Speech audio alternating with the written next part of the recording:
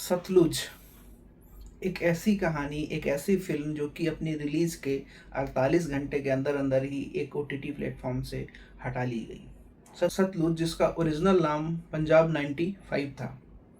वो दौर जो अलगाववाद का दौर था। इंदिरा गांधी की हत्या, बेअंत सिंह की हत्या और हज़ारों मासूम लोगों की हत्या और वो आतंकवाद की राह पे जाता पंजाब।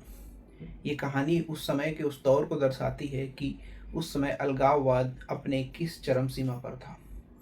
अब सतलुज को 48 घंटे के अंदर किसी सरकारी ऑर्डर या किसी सेंसर बोर्ड के दबाव में नहीं हटाया गया है। इसे जी5 ने सेल्फ रेगुलेटरी एक्शन लेते हुए हटाया है, क्योंकि ओटीटी पर किसी तरीके की किसी गवर्नमेंट का, किसी मिनिस्ट्री का कोई कंट्रोल नहीं चलता। ये सारे प्लेटफॉर्म्स सेल्फ रेगुलेटरी बेसिस पर ही काम करते हैं।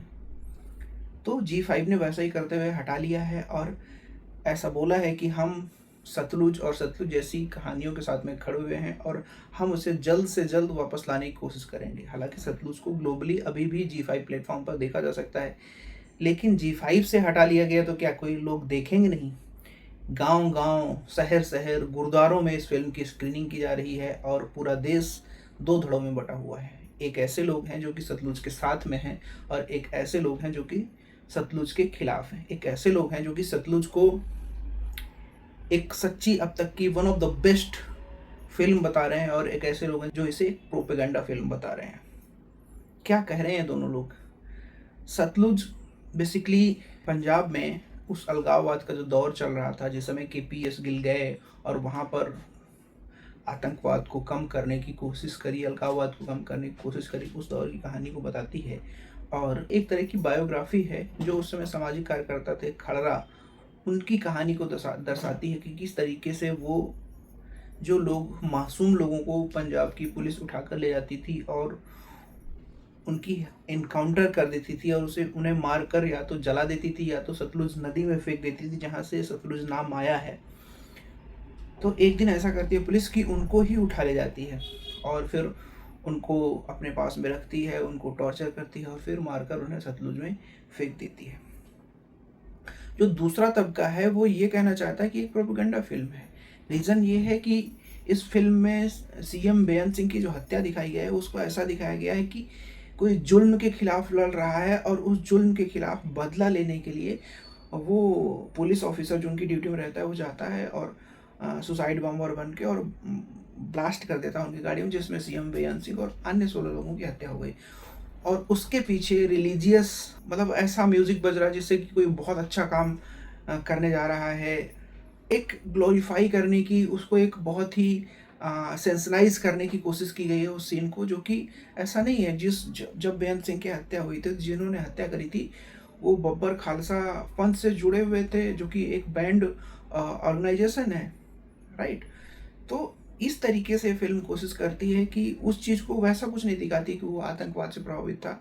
फ़िल्म ये दिखाने की कोशिश करती है कि एक पुलिस इनोसेंट पुलिस वाला था जिसकी पूरी फैमिली को मार दिया पंजाब पुलिस ने, जो लोग बहुत पावरफुल थे, और उसके बाद उन्हीं का जो फैमिली, उसका छोटा भाई होता है जो जाके उसको मार देता है।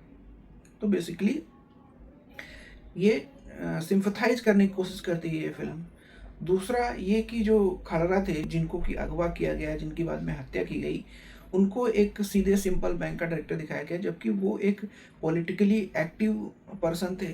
उनके पास में पूरा ऑर्गेनाइजेशन था, उस शिरोमणि अकाली दल से जुड़े हुए पर्सन थे। तो वो इस तरह की चीज़ों को फ़िल्में छुपा लेती है, फ़िल्म नहीं दिखाती है। और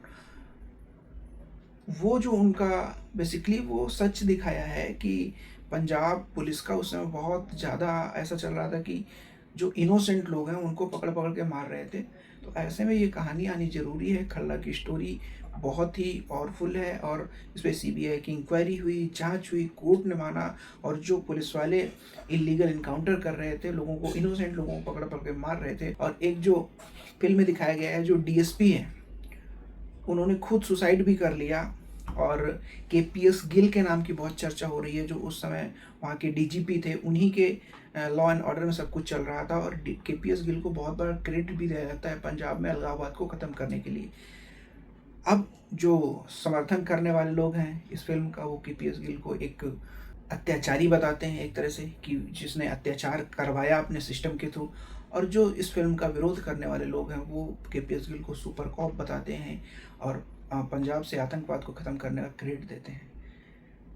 तो ये फ़िल्म आपने देखी या अभी आप देखने वाले हो, आपको क्या लगता है? आप फ़िल्म के समर्थन में हो या फ़िल्म के विरोध में हो? आप किस तरफ हो? आप कमेंट बॉक्स में कमेंट करके ज़रूर बताइए।